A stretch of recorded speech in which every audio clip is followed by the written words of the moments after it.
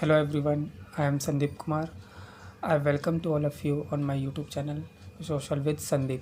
Guys, मैं आप सभी के लिए अपनी सोशल विद संदीप चैनल पर सीटेट पेपर 2 का जो एसएसटी का सेक्शन होता है, एसएसटी का जो पार्ट होता है 60 मार्क्स जिसके होते हैं, उसकी तैयारी के लिए आप सभी के लिए ये वीडियोस तैयार कर रहा हूँ मैं।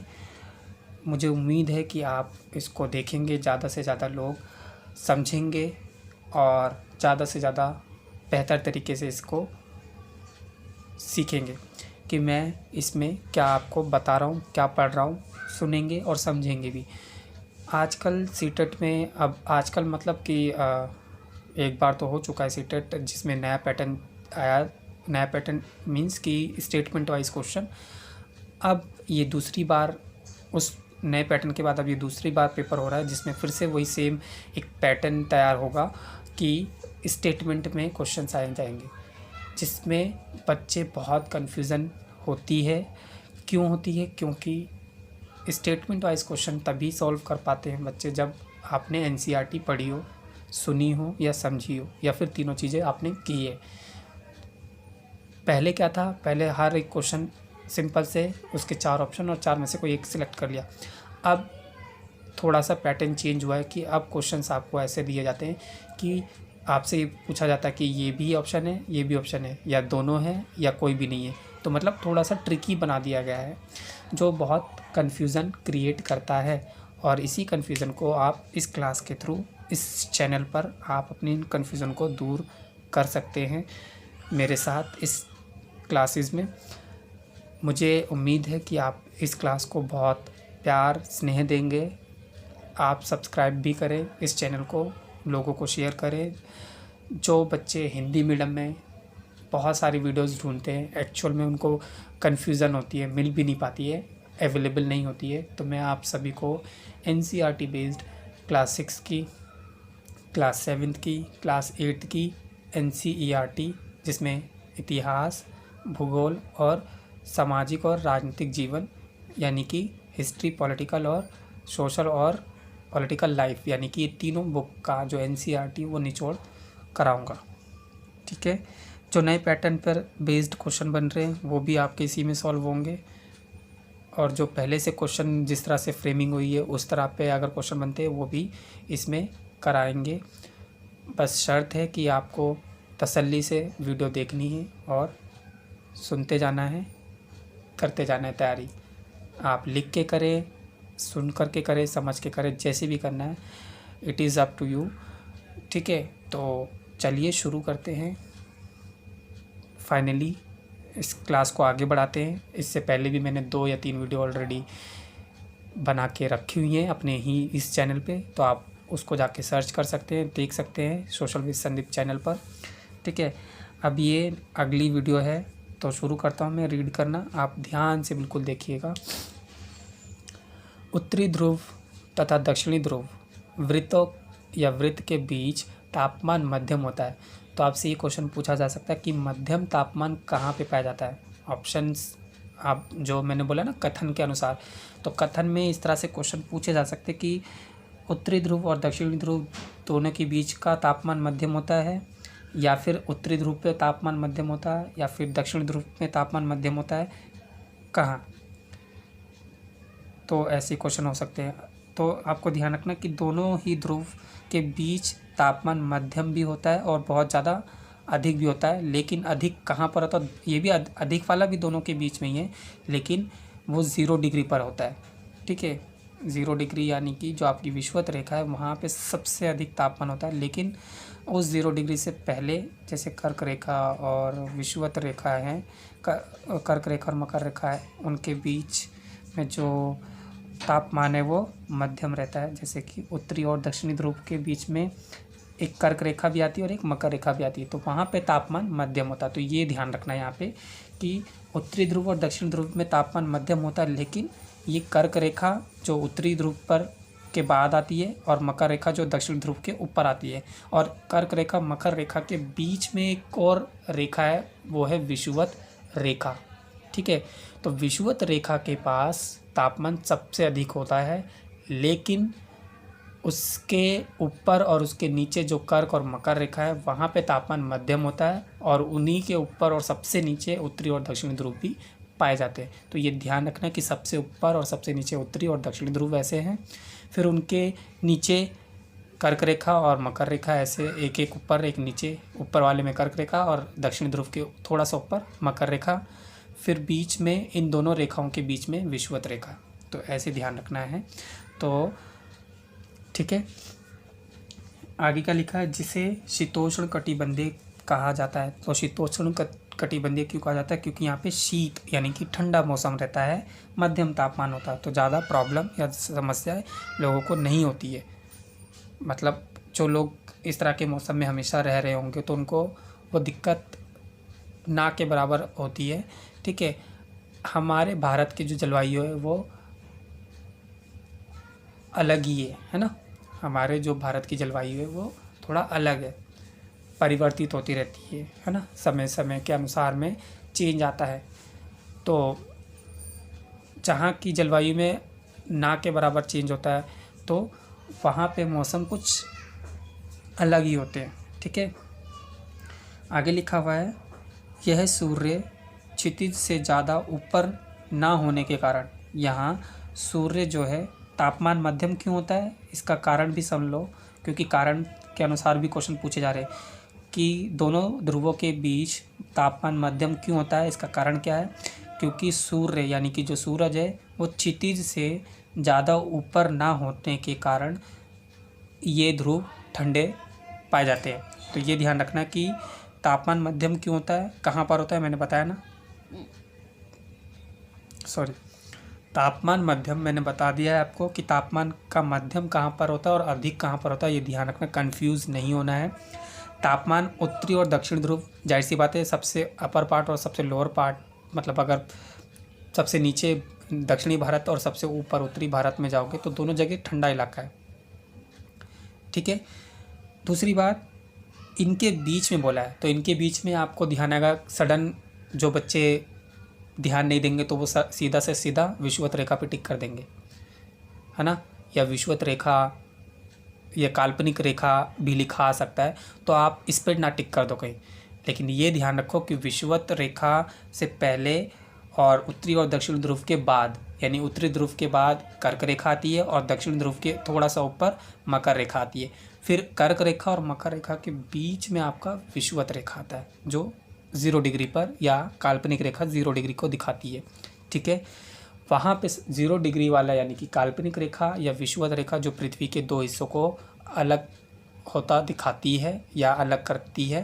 ठीक है, ये चीज़ें आपको ध्यान रखना है कि वहाँ तापमान अधिक होता है जहाँ 0 डिग्री है यानी कि विषुवत रेखा पर, लेकिन उत्तरी और दक्षिण ध्रुव के बाद कर्क रेखा आती है और एक मकर रेखा भी आती है, तो वहाँ तक तापमान क्या है, मध्यम होता है। तो ये उसका आंसर बता रहा हूँ मैं।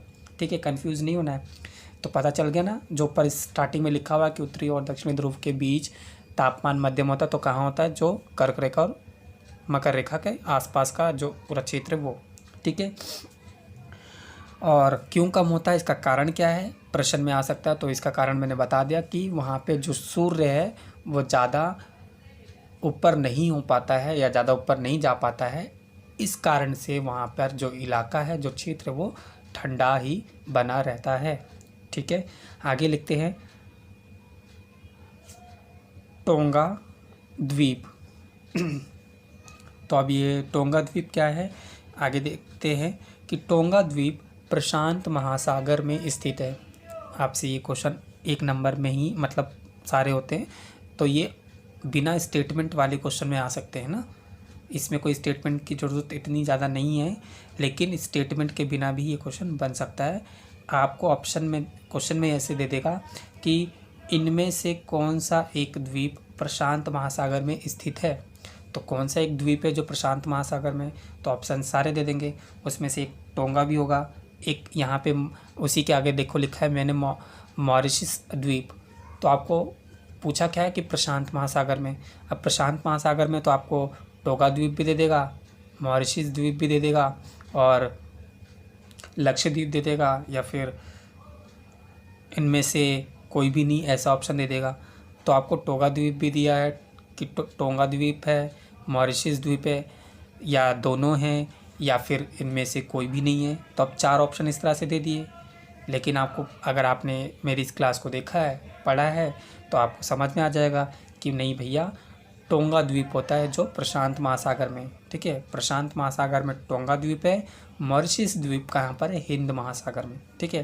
प्रशांत महासागर, हिंद महासागर, प्रशांत महासागर में टोंगा द्वीप, हिंद महासागर में मॉरिशस द्वीप स्थित है। आगे क्या लिखा है? और दोनों एक ही अक्षांश यानी कि 20-20 डिग्री पर दक्षिण पर स्थित है। यानी कि टोंगा द्वीप दक्षिण 20 डिग्री दक्षिण पर स्थित है और मॉरिशस द्वीप भी 20 डिग्री दक्षिण के पास स्थित है, ठीक है। ये भी क्वेश्चन या ऑप्शंस में या इस तरह के कथन के अनुसार दिए जा सकते हैं कि ये दोनों द्वीप 20 डिग्री दक्षिण पर स्थित है। तो हाँ, ये सही है। प्रशांत महासागर में टोंगा पाया जाता है द्वीप, ठीक है। मॉरिशस कहाँ पाया जाता है फिर? तो मॉरिशस हिंद महासागर में, ठीक है। अब देखो यहाँ पे एक थोड़ा सा ट्रिक लगा सकते हो। मैं ट्रिक भी जहाँ जहाँ मुझे लगता है बता सकता हूँ, मैं बताते जाऊँगा। टोंगा महाद्वीप कैसे पहचानोगे कि कहाँ पर है? या क्वेश्चन में अगर पूछा है कि सपोज टोंगा द्वीप दे दिया कि टोंगा द्वीप इनमें से कहाँ पर पाया जाता है या कहाँ पर स्थित है, तो कैसे बताओगे?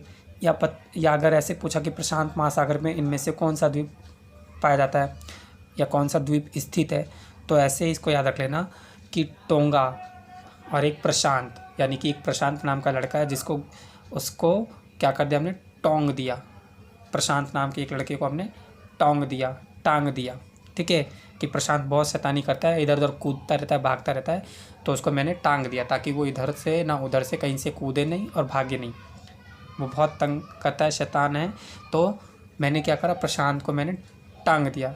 तो टांग दिया प्रशांत को, यानी कि टोंग दिया मैंने प्रशांत को, ठीक है। ऐसे याद रख सकते हो, समझ सकते हो।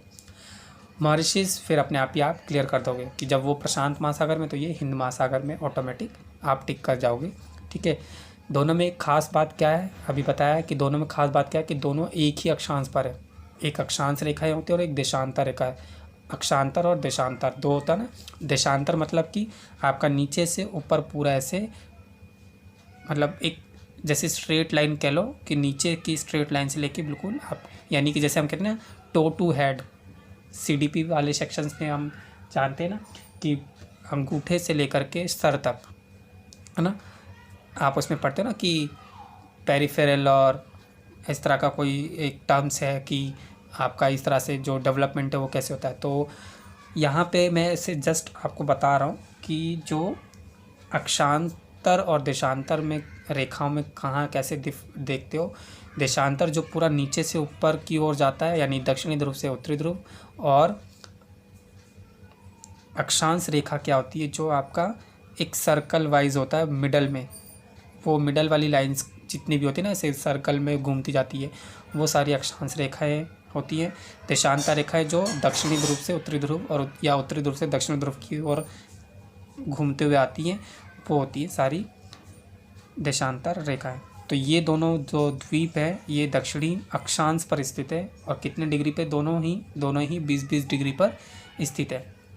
आगे लिखा है प्रत्येक अंश या अक्षांश भी कह सकते हो या अंश भी कह सकते हो, कि प्रत्येक अंश को मिनट और मिनट को सेकंड में, कि हर एक मिनट इतने मिनट का है और हर मिनट को हम एक सेकंड में भी बांटा जाता है या बांट सकते हैं। ऐसा बताया है कि सारे एक सेकंड मिला करके 1 मिनट बताता है, फिर 1 मिनट से 1 घंटे बनते हैं ना। इस तरह से जो प्रक्रिया है वो बता रहा है कि ये सारी प्रक्रिया भी आप अक्षांतर और देशांतर पर देखोगे, ठीक है। कि जब आप पूर्व दिशा की तरफ जाते हो तो आपका जो टाइम है धीरे धीरे बढ़ता जाता है, या फिर पश्चिम की तरफ जाओगे तो आपका टाइम घटता जाता है। तो इस तरह से ऐड हो रहा है या माइनस हो रहा है ये भी आप देखेंगे, लेकिन आगे हम चलेंगे तब, ठीक है। और आगे देखते क्या लिखा है इसमें कि यह है अर्धवृत्त है। यह क्या है? एक अर्धवृत्त है। यह अर्धवृत्त है जिनके बीच की दूरी ध्रुवों की तरफ बढ़ने पर घट जाती है। अब ये बिल्कुल क्वेश्चन पूछा जा चुका है 2000 आई थिंक 2019 और 20 के क्वेश्चन में इस तरह का क्वेश्चन आया हुआ है कि ध्रुवों की ओर जाने पे इनकी दूरी के बीच में मतलब इनके बीच दूरियां कम होती है बढ़ती हैं, ऐसा क्वेश्चन आ चुका है। तो यहाँ पे देखो ध्यान से बोला है कि ये जो दोनों द्वीप है मतलब अक्षांश और देशांतर दोनों ही द्वीप हैं। तो यहाँ पे आगे क्या लिखा है, ये अर्धवृत्त है। ये क्या है, एक अर्धवृत्त है जिनके बीच में, अर्धवृत्त मतलब जैसे आपका एक पृथ्वी बनता है ना, एक ऐसे राउंड में पृथ्वी बनती है। और अर्धवृत्त कहाँ से होता है, जैसे जहाँ पे 0 डिग्री होता है, ठीक है। अर्धवृत्त कहाँ पर होता है, जहाँ पे आपका 0 डिग्री बना हुआ होता है, ठीक है। जैसे कि आपका है एक ऐसे पृथ्वी दे दिया, उस पृथ्वी में आपका एक है यहाँ पे 0 डिग्री, फिर यहाँ पे आपका उत्तरी ध्रुव है और नीचे आपका दक्षिणी ध्रुव है, ठीक है। फिर यहाँ पे आपकी कर्क रेखा है, ये कर्क रेखा आपकी है, ठीक है। ये आपकी मकर रेखा है, ठीक है। और ये आपका विषुवत रेखा बोलो, काल्पनिक रेखा बोलो, ठीक है। ये आपका उत्तरी ध्रुव और ये दक्षिणी ध्रुव है। तो बोला है कि यह अर्धवृत्त है जिनके बीच की दूरी ध्रुवों की तरफ बढ़ने पर घट जाती है। अब ये अर्धवृत्त है, अर्धवृत्त मतलब यहाँ पे 0 डिग्री से आधा वृत्त, आधा वृत्त किस साइड की ओर है, ये आपका देखो, मैं ये अभी बता रहा था ना, मैं अक्षांतर और देशांतर, तो मैं अभी बता देता हूँ कि कैसे आप पहचानोगे। देखो, जो यहाँ से दक्षिणी से लेकर के जो ऐसे सीधी सीधी लाइन जा रही है सारी, ये आपका है देशांतर रेखा है, ठीक है। लॉन्गिट्यूड, ये क्या है आपका देशांतर यानी कि लॉन्गिट्यूड है। और लैटिट्यूड है यानी कि लेटे हुए जो इस तरह से बने हुए हैं, ये आपका लेटिट्यूड है, जो कि इसको हम बोलते हैं अक्षांत रेखा है। तो ऐसे ये अक्षांत रेखा 20 डिग्री पर ये स्थित है, ठीक है। आगे क्या बोला था इसमें कि जिनके बीच की दूरी ध्रुवों की तरफ, अब ध्रुव कौन से हैं, एक तो उत्तरी ध्रुव है और एक दक्षिणी ध्रुव है ना, एक उत्तरी ध्रुव और एक दक्षिणी ध्रुव। तो यहाँ से जब ये अर्धवृत्त है कि आधा वृत्त उत्तर का है और आधा वृत्त दक्षिण का, ऐसे ध्यान रखने के लिए, ठीक है। तो जब अर्धवृत्त उत्तर का और अर्धवृत्त दक्षिण का है, तो इनके बीच में क्या होता है, दूरी क्या है कि बीच की दूरी ध्रुवों की तरफ जाने पर बढ़ने लगती है, ध्रुव की तरफ बढ़ने पर घटने लग जाती है। यानी कि यहाँ से जैसे जैसे ध्रुवों की तरफ बढ़ते हैं, इनके बीच की दूरी आपस में क्या हो जाती है, घटने लग जाती है। पहले तो ये बहुत नज़दीक होते हैं, अब ये यहाँ पर है अर्धवृत्त। अब अर्धवृत्त से एक बच्चा इधर जा रहा है, एक बच्चा ऊपर उधर की ओर जा रहा है, तो दोनों के बीच की जो दोनों ध्रुव के बीच जो दूरियां हैं, जैसे जैसे वो ध्रुव की तरफ इधर और इधर आते हैं, वो धीरे धीरे क्या होती है, दूरियां घट जाती हैं। जब तक वो पास में तो दूरियां कहाँ घटेगी, जब जैसे जैसे वो अपने अपने ध्रुवों की तरफ बढ़ती हैं चीज़ें, उससे क्या होता है, उनके बीच जो दूरी है ध्रुव की तरफ बढ़ने पर घट जाती है। यहाँ पे गए और ये यहाँ पर आ गया, तो इनके बीच में क्या हो गया, घटना शुरू हो गया, ठीक है। अब यहाँ पे से दूरी जो है धीरे धीरे कम होती जाएगी, उधर से और इधर से घटती जाएगी, तथा याम्योत्तर ध्रुवों पर 0 हो जाती है। अब याम्योत्तर क्या होता है, जैसे हम बोलते हैं ना एक 180 पूरा ऐसे स्ट्रेट, ठीक है। याम्योत्तर क्या है, एक पूरा एक स्ट्रेट एक लाइन होते हैं जो कि 180 डिग्री माना जाता है, ठीक है। इसी से हमारे समय का निर्धारण करने के लिए इसका इस्तेमाल होता है, इस याम्योत्तर का, ठीक है। ये उत्तर से ऐसे दक्षिण की तरफ है, याम्योत्तर है, ठीक है। ये ध्यान रखना 180 डिग्री का होता है पूरा, देखो ऐसे है ना 180 डिग्री। आप कंपास लो, आपका वो क्या होता है जो डी वगैरह यूज़ करते हैं ना, तो डी को ऐसे रखोगे तो ऐसे 180 डिग्री ऐसे लेटा हुआ दिखेगा ना आपको डी में।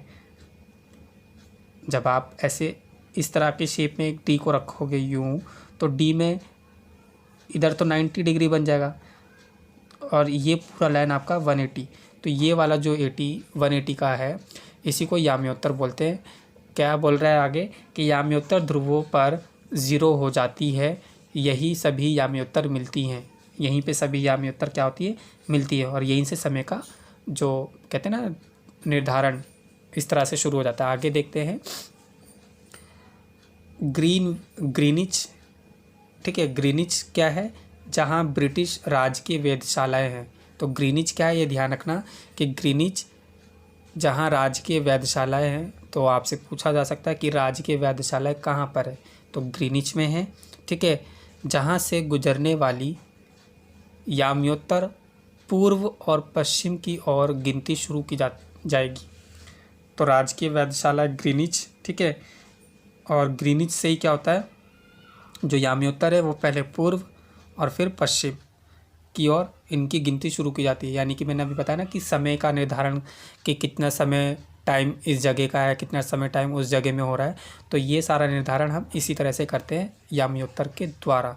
तो सबसे पहले पूर्व में बढ़ते जाता है, फिर पश्चिम में ये चीज़ें घटती चली जाती हैं, ठीक है। आगे लिखा हुआ है पूर्व से पश्चिम की ओर स्थित। देखो यहाँ पे बता दिया मैंने कि जो पूर्व है, पूर्व से पश्चिम की ओर, यानी कि ऐसे घूमेगा, यानी कि क्लॉकवाइज, घड़ी की सुई की दिशा में, कि वो ऐसे घूमते हुए पूर्व से फिर पश्चिम की ओर जाएगी, है ना। तो ये घड़ी की सुई की दिशा में यानी कि क्लॉकवाइज चल रहा है। तो बोल रहा है पूर्व से पश्चिम की ओर स्थित याम्योत्तर प्रमुख याम्योत्तर है। तो प्रमुख याम्योत्तर आपसे पूछा जा सकता है कि प्रमुख याम्योत्तर कहाँ पाई जाती है। तो प्रमुख याम्योत्तर जो पश्चिम की ओर पूर्व से पश्चिम की ओर होती है वो प्रमुख याम्योत्तर कहलाती है, यानी कि पूर्व में पाई जाती है। बेसिकली ऐसा बता सकते हो कि पूर्व से जो पश्चिम की ओर, यानी कि पूर्व से चलेगी और पश्चिम की ओर जाएगी, वो प्रमुख याम्योत्तर कहलाती है, जिसका मान लिखा हुआ मैंने कि 0 डिग्री देशांतर होता है, ठीक है। 0 डिग्री क्या होता है, देशांतर होता है, देशांतर, अक्षांश नहीं बोल रहा हूँ, देशांतर। पूरे देश में ऐसे बोल सकते हो कि देशांतर पूरा देश कवर कर रहा है, ऐसे याद रख सकते हो ट्रिकली, ठीक है। ये देशांतर है, पूरा देश घूम रहा है यहाँ से ऐसे, और ये अक्षांश है यानी कि लेटीट्यूड है, लेटा हुआ है, तो ऐसे ध्यान रखना है। आगे लिखा हुआ है 180 डिग्री याम्योत्तर मिलकर पृथ्वी को समान भागों में बांटा जाता है। तो 180 डिग्री याम्योत्तर मिलकर के ये पूरा पृथ्वी को समान भागों में बांटा जाता है, यानी आधा इधर पूर्व की तरफ और आधा पश्चिम की तरफ, ठीक है।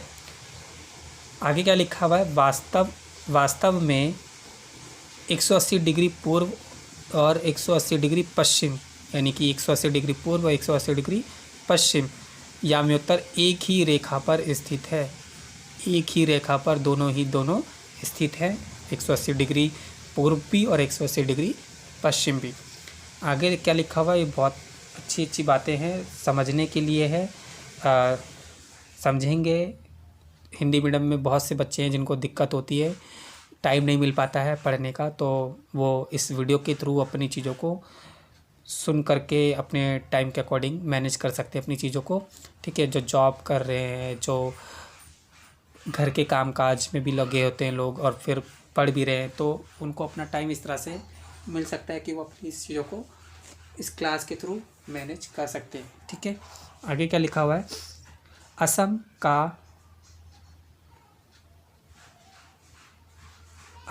में एक डिब्रूगढ़ है ना असम का, तो डुबरी लिखा हुआ मैंने यहाँ पे, डुबरी है, सही कर लेना, ठीक है। असम का डुबरी 26 डिग्री उत्तरी अक्षांश तथा 90 डिग्री पूर्वी देशांतर पर स्थित है। अब ये देखो यहाँ पे थोड़ा सा क्या डिफरेंस आ गया कि जो असम है, जो कि अपने भारत में नॉर्थ इंडिया के साइड पे कह लो या नॉर्थ ईस्ट ऐसे बीच में आ जाता है असम, मतलब असम इस साइड में जैसे ये वाला हिस्सा ऐसे करके आता है, फिर यहाँ पे असम है और फिर ये ऐसे करके ऐसे आता है। तो असम का डिब्रू 26 डिग्री उत्तरी अक्षांश पर है और 90 डिग्री पूर्वी देशांतर पर है। क्यों, देखो अभी मैंने बताया ना कि ये ऐसे आपका मैप बनता है, फिर इस तरह से ऐसे घूम कर आता है, तो असम इस साइड पे है, तो यानी कि यहाँ से आधा उत्तरी है और आधा ये पूर्वी है। तो ये बोल रहा है कि जो उत्तरी दिशा में इसका हिस्सा है वो कितने डिग्री पर है, 26, और अगर हम पूर्वी से इसको देखते हैं तो पूर्वी पर कितने डिग्री का ये 90 डिग्री, ठीक है, 90 डिग्री पूर्वी देशांतर, पूर्वी दिशा में ये 90 डिग्री पर है और उत्तरी पर ये कितना है 26 अक्षांश, ठीक है। तो ये अक्षांश पर है 26 डिग्री और देशांतर पर है ये 90 डिग्री, ये ध्यान रखना, ठीक है। देशांतर पर स्थित है। समय मापने के लिए सूर्योदय तथा सूर्यास्त है। तो पहले समय मापने के लिए कोई खास यंत्र नहीं होते थे कारगर, तो लोग या आपके अपने घर में, हमारे अपने घर में जो हमारे बड़े हैं उनसे पूछने पे वो कैसे बताते थे कि सूरज उग रहा है यानी कि सुबह हो गई उनके अनुसार, फिर अब धूप बहुत तेज़ हो रही है यानी कि 12-1 बज रहा होगा टाइम का, वो ऐसे आइडिया लगा दिया करते थे। फिर शाम को जब सूरज ढलता था तो बोलते थे अब सांझ हो रही है, शाम हो रही है यानी कि 5-6 बजने वाला है, ऐसे, है ना। तो ये सूर्य उदय और सूर्य अस्त क्या है, एक समय मापने की प्रक्रिया या समय मापने का जो एक कारगर और बेहतर एक तरीका रहा है, ठीक है। आज भी कई लोग ऐसे ही समय का अंदाज़ा लगाते हैं, ठीक है, जिनके पास घड़ी नहीं है, अब बहुत धूप हो रही है तो उनको आइडिया मिल जाएगा कि 12 बज चुका है, उसके ऊपर का टाइम हो रहा है, 1 बज रहा हो तो 3 बज रहे होंगे, ये वाला टाइम। फिर उनको लगता है अच्छा सूरज में लालिमा दिख रही है यानी कि सूरज ढल रहा है यानी कि 5-6 बजने को हो गए हैं, तो इस तरह से समय का अनुमान किया जाता था। आगे लिखा हुआ है दोपहर में परछाई छोटी बनती है तथा सूर्यास्त के समय परछाई लंबी या बड़ी हो जाती है। अब क्या है, दोपहर में परछाई छोटी यानी कि जब आप खुद चलेंगे रोड पे, ये हम लोग भी जब पढ़ते थे तो हम खुद भी अपने आप में महसूस करते थे कि जब स्कूल वगैरह हम जाते थे तो ऐसा होता था कि जा रहे लेकिन हमारी परछाई इतनी छोटी क्यों है, मतलब हमारे पैर के नीचे ऐसा लगता है हमारी परछाई दबी पड़ी हुई है। जब चलते थे तो हमारी परछाई हमारे बिल्कुल पैरों के नीचे नीचे ही रहती थी, और जब स्कूल से आ रहे होते थे शाम के टाइम पे तो हमारी परछाई, चाहे वो लाइट हो शाम की, स्ट्रीट लाइट हो या रोड लाइट हो या फिर ढलते सूरज के उस प्रकाश के अंतर्गत हमारी परछाई हो, तो हम देखते थे कि वो बहुत लंबी लंबी होती थी, है ना। तो जो परछाई है उसमें भी ध्यान रखना कि परछाई दोपहर में जो बनती है हमारी वो छोटी परछाइयाँ बनती हैं और शाम के समय में परछाइयाँ बढ़ जाती है, ठीक है, ये ध्यान रख। अब इसमें आगे क्या लिखा है, देशांतरीय याम्योत्तर, मैंने बता दिया कि देशांतर कैसे देखोगे और अक्षांश कैसे देखोगे, लॉन्गिट्यूड कैसा है और लैटिट्यूड कैसा है। लैटिट्यूड अक्षांश है और लॉन्गिट्यूड देशांतर है, ठीक है। तो देशांतरीय याम्योत्तर लाइन कितने की डिग्री की होती है बता दिया, क्या होता है बताया है। समय को देखने के लिए बेसिकली सारा जो समय है या जो सारा टाइम है वो यहीं पे आकर के मिलता है, ऐसा कुछ बताया अभी पीछे। देशांतरीय याम्योत्तर पर सब जगह स्थानीय समय समान होता है।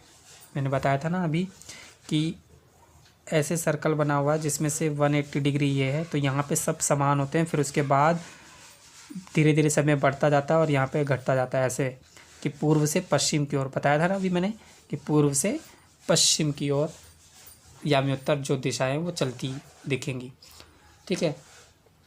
आगे देखते हैं, तो याम्योत्तर ऐसी कौन सी जगह है जहाँ पे स्थानीय समय समान होता है।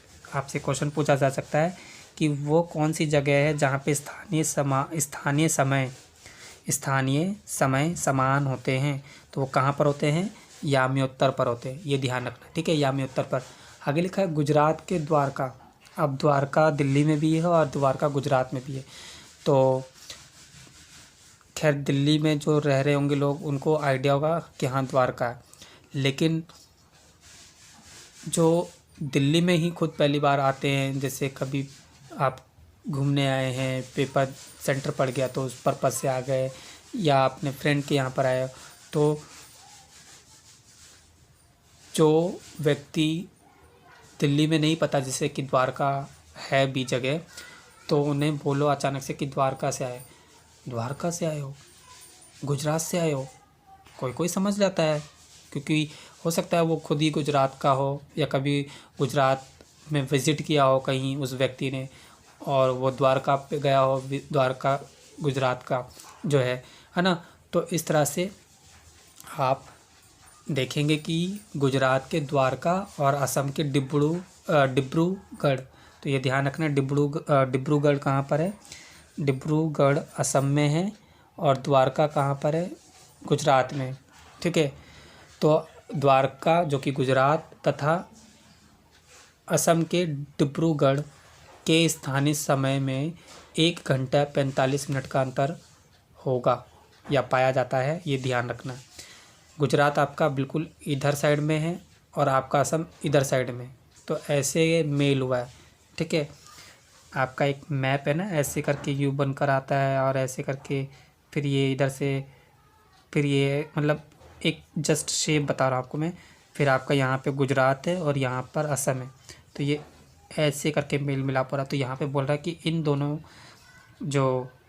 में जो स्थानीय समय है उसमें लगभग 1 घंटा 45 मिनट का अंतर होता है दोनों के स्थानीय समय में। यानी कि उस जगह के जो स्थानीय समय मतलब उसका असम का खुद का जो डिब्रूगढ़ का जो समय है वो, और जो गुजरात के द्वारका का जो समय है उसमें, उन दोनों के बीच में अगर देखा जाए तो डिफरेंस, जैसे आप कहते हो ना कि हमारे यहाँ पे सुबह हो रही है, वहाँ रात हो रही है, हमारे यहाँ दोपहर अभी हुई है, उनके यहाँ दोपहर बाद में हो रही है। तो ये सारा समय और ये याम्योत्तर जो रेखाएं हैं इनका कमाल भी है कहीं ना कहीं, है ना। तो ध्यान रखना है। आगे लिखा है भारत का मानक समय 82.5 डिग्री पूर्व है। ये ध्यान रखना है, आपसे 1 नंबर में पूछा जा सकता है कि इस मानक समय मतलब स्टैंडर्ड, जो एक उनका जो टाइम होता है, स्टैंडर्ड टाइम ऐसा कुछ होता है इंग्लिश में। ठीक है, तो भारत का जो मानक समय है वो किससे माना गया है, भारत के मानक समय 82.5 डिग्री को माना गया, लेकिन 82.5 डिग्री कहाँ पर, पूर्व में। अभी मैंने आपको बताया ना कि याम्योत्तर दिशा, जो याम्योत्तर लाइन होती है 180 डिग्री ऐसे सीधी, तो पूर्व से ऐसे होकर के पश्चिम में आती है, तो पूर्व पहले आएगा ना, पश्चिम बाद में आएगा ना। तो ध्यान रखना है कि भारत का मानक समय कितने डिग्री को माना है, मानक समय यानी भारत का जो स्टैंडर्ड एक टाइम है वो कौन से डिग्री का है, वो 82.5 डिग्री का है। आप ऐसे भी लिख सकते हो, या आप इसको 82.5 यानी कि 82.30 भी कर सकते हो। ठीक है, 82.30 यानी कि 30 यानी कि हाफ। ठीक है, तो 82.5 आप ऐसे लिखो चाहे ऐसे लिखो, कोई दिक्कत नहीं है, कोई रॉन्ग आंसर नहीं होगा अगर आप इस तरह से या इस तरह से बताते हो तो भी लिख करके। ठीक है, तो भारत का मानक समय क्या है, 82.5 डिग्री। कहाँ पर, सबसे पहले पूर्व, क्योंकि याम्योत्तर पूर्व से फिर पश्चिम में जाती है ना, तो पूर्व पहले आएगा। तो मानक समय 82.5 पूर्व है, जिसे पूरे देश का मानक समय माना जाता है। तो ऐसे ना दे करके आपसे इस तरह से भी पूछा जा सकता है कि पूरे देश का मानक समय किसे माना गया है। अब ये क्वेश्चन ऐसे भी पूछा जा सकता है, बजाय इसके कि भारत का मानक समय क्या है, 82.5 डिग्री पूर्व है, आपको पता है, लेकिन ये ना दे करके इसी के आगे वाला लाइन से आपको क्वेश्चन पूछ ले कि पूरे देश का मानक समय किसे माना गया है। तो ऑप्शन या तो देश का नाम दे सकता है कि भारत को माना गया है, नेपाल को माना गया है, या फिर असम को माना गया है, या गुजरात को माना गया है, मतलब इस तरह से कुछ स्टेट या अलग अलग कंट्री के नाम भी दे देगा। तो आपसे फिर पूछ लेगा कि बताओ इनमें से किसका माना गया है। तो आप क्या बताओगे कि मानक समय पूरे देश का किसे पूरे देश का मानक समय माना गया, भारत। अगर कंट्री के नाम से आए तो भारत ऑप्शन में टिक कर दोगे, कंट्री का नाम नहीं आया तो आपको 82.5 डिग्री पूर्व, 82.5 डिग्री पश्चिम, 82.5 डिग्री उत्तर, 82.5 डिग्री दक्षिण, इस तरह से दे देगा। तो आपको फिर तब उसमें ध्यान रखना कि ये मानक समय सिर्फ पूर्व और पश्चिम दिशा के बीच में आप देखोगे, तो आपको दक्षिण और उत्तर में जाना है नहीं, आपके पास पूर्व और पश्चिम है, तो पूर्व पहले आएगा पश्चिम बाद में आएगा। क्लॉकवाइज बताया मैंने कि घड़ी की सुई की दिशा में चलेगी चीज़ें। तो 82.5 डिग्री होगा, लेकिन भारत का होगा और पूरे देश में इसी को मानक समय माना जाता है। ठीक है, आगे लिखा है इसे भारतीय मानक समय यानी कि देखो इंडियन स्टैंडर्ड टाइम, मैं वहाँ पर इंग्लिश में बता रहा था, मेरे को यहाँ पे लिखा भी हुआ है मैंने कि भारतीय मानक समय यानी कि इंडियन स्टैंडर्ड टाइम नाम से भी जाना जाता है। कभी कभी क्वेश्चन में ये कन्फ्यूज़न क्रिएट हो जाती है कि बच्चे हिंदी में पढ़कर जाते हैं कि मानक समय, ठीक है, कभी मानक समय ना दे करके वो इंग्लिश वर्जन को ही हिंदी में, अब यहाँ पे मैंने इंडियन लिखा हुआ है तो इसी को वो हिंदी में लिख देंगे इंडियन, स्टैंडर्ड को भी वो इस आदर्श ऑफ स्टैंड और ना और ड करके मतलब स्टैंडर्ड ऐसे बना देंगे वो, तो ये थोड़ा सा कन्फ्यूज़न क्रिएट कर सकते हैं, तो ये भी समझ के रखना है, ध्यान रखना है। ठीक है, आगे देखो, आगे क्या लिखा है, लंदन में 2 बजे होंगे तो भारत में शाम के 7:30 बजे होंगे, यानी कि लंदन में जब 2 बज रहा होगा तो भारत में कितना टाइम हो रहा है, 7:30, तो कितने का अंतर है दोनों के बीच में, यहाँ पे 2 बज रहा है और वहाँ पे 7:30 बज रहा है, यानी कि 2 और 5 7 होता है, तो दोनों के बीच में 5 घंटे और 30 मिनट पूरा जो है अंतर पाया जाता है। ठीक है, तो ये ध्यान रखना है कि लंदन और भारत के बीच में कितने मिनट या कितने घंटे का अंतर पाया जाता है, ये अलग से क्वेश्चन पूछे जा सकते हैं, स्टेटमेंट में भी हो सकते हैं, तो ध्यान से सुनते जाना है, समझते जाना है कि दोनों के बीच में जो समय का अंतराल है वो 5 घंटे 30 मिनट का अंतराल है। लेकिन अगर मैं बात बोलूँ गुजरात और अगर मैं बोलूँ कि गुजरात के द्वारका और असम के डिब्रूगढ़ में कितने का अंतर है, तो गुजरात और असम के डिब्रूगढ़ में तो 1 घंटा 45 मिनट का है, लेकिन वैसे उसका अभी तक दिया नहीं है, इतना खास आया इसके क्वेश्चन अक्सर इस पर बनकर आया, लेकिन कोई भरोसा नहीं है ना कि हो सकता है ये ना करके वही पूछ ले कि असम और गुजरात के बीच में या असम के डिब्रूगढ़ और गुजरात के द्वारका में कितने समय का अंतराल है, तो 1 घंटा 45 मिनट का। लेकिन अगर वहीं लंदन और भारत की बात करें तो लंदन और भारत के बीच में कितने का अंतर है, 5 घंटे 30 मिनट का समय का अंतराल है। ठीक है, इसलिए लंदन में दोपहर के 2 बजे हैं तो भारत में शाम के कितने बजेंगे, शाम के 7:30, यानी कि लंदन में जिस समय दोपहर हो रही है उस समय भारत में शाम हो चुकी होगी, ठंडा मौसम बन चुका होगा। ठीक है, रूस में 11 मानक समय अपनाया गया है, तो देखो यहाँ पे ध्यान रखना, रूस देश में सबसे ज़्यादा यहाँ पे दिखा रहा है कि मानक समय का इस्तेमाल किया गया है, यानी कि वहाँ पे अलग अलग समय अंतराल है। उसी रूस में एक से दूसरी जगह पे ही अलग अलग समय अंतराल है, क्यों, क्योंकि वहाँ पे कितने मानक समय, वहाँ पे जैसे भारत में मानक समय क्या था 82.5 डिग्री, और इसी को पूरे देश में माना गया, मतलब भारत से जो इस चीज़ को फॉलो करते हैं, इस मानक स्टैंडर्ड को, तो वो इसी को फॉलो करते हैं 82.5 डिग्री। लेकिन रूस में 11 मानक समय अपनाए गए हैं। इस तरह से प्रत्येक समय क्षेत्र 15 डिग्री देशांतर तक के क्षेत्र को घेरता है। 11 मानक समय है, यानी कि हर एक डिग्री 15 उसको घेरती है।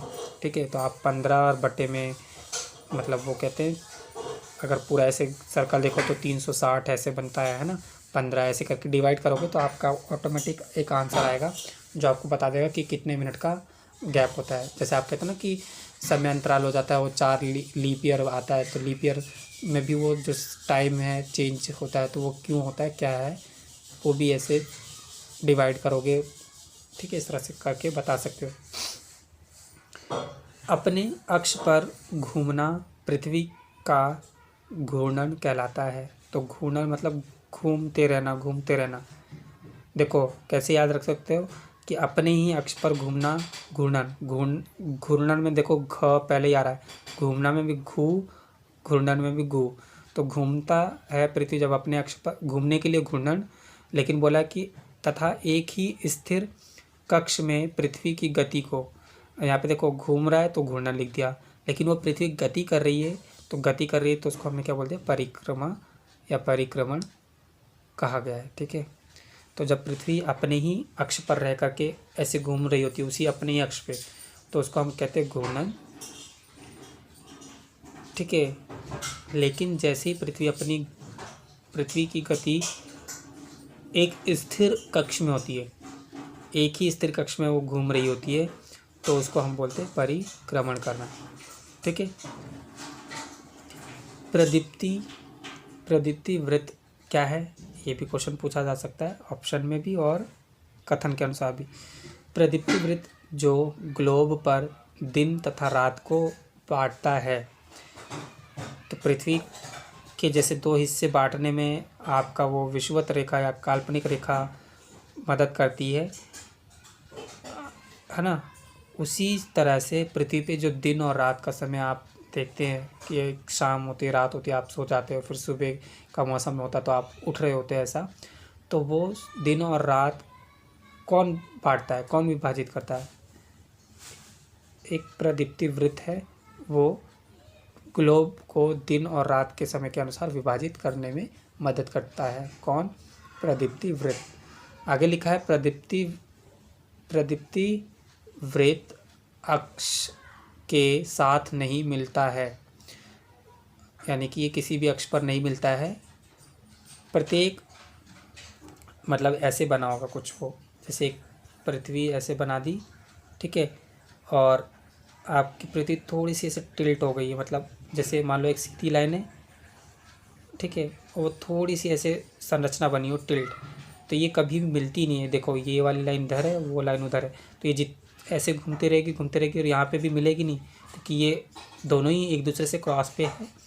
तो ये इधर से भी नहीं मिल रही है और उधर से भी नहीं मिल रही, तो जब ये इधर से इधर और इधर से इधर दोनों आपस में ऐसे घूमेंगे तो भी नहीं मिलेगी ये, ठीक है।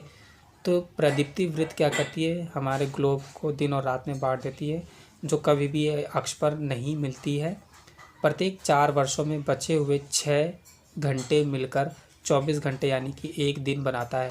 देखो अभी मैंने बताया था कि फरवरी वाला बताया था मैं, लीप ईयर वाला, तो यहाँ पे वही है कि प्रत्येक 4 वर्ष में एक बार आता है ना, तो प्रत्येक 4 वर्ष में बचे हुए 6 घंटे हर एक वर्ष में जो समय है उसको जोड़ करके बता रहा है यहाँ पे कि 6 घंटे मिलकर 24, 6 × 4 यानी कि 6 घंटे, और 4 साल में एक बार आता है लीप ईयर, तो 6 × 24 यानी कि एक दिन बनता है, जिसे फरवरी में जोड़ा जाता है। इसलिए प्रत्येक 4 वर्ष में चौथा वर्ष एक लीप वर्ष कहलाता है। ठीक है, ठीक है। तो आज इतना ही करते हैं, बाकी की क्लास कल करेंगे। ठीक है, bye bye, take care all of.